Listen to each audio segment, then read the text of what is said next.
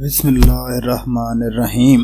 روایت میں آتا ہے کہ ایک دن حضور سیدنا غوث اعظم رحمۃ اللہ علیہ کا گزر ایک محلہ سے ہوا۔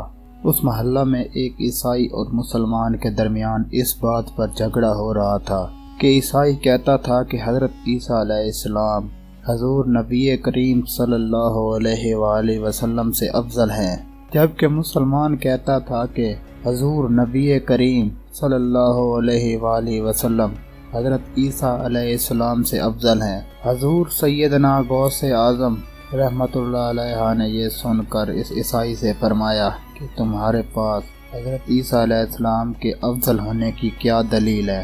اس عیسائی نے کہا کہ وہ مردوں کو زندہ کرتے تھے۔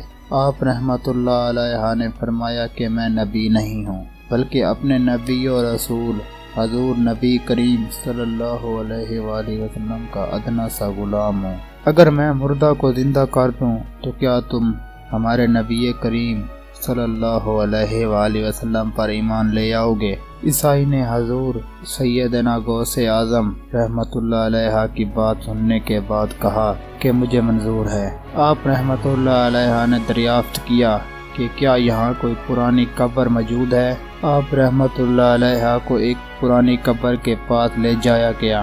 آپ رحمۃ اللہ علیہ نے اس عیسائی سے پوچھا کہ حضرت عیسیٰ علیہ السلام مردہ کو زندہ کرتے وقت کیا فرماتے تھے؟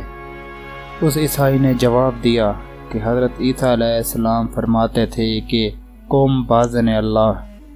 آپ رحمۃ اللہ علیہ نے ارشاد فرمایا، یہ صاحب قبر دنیا میں گویا تھا، اور اگر تو چاہے تو یہ اپنی قبر سے گاتا ہوا اٹھے گا۔ عیسائی نے جواب دیا کہ یہ ٹھیک ہے۔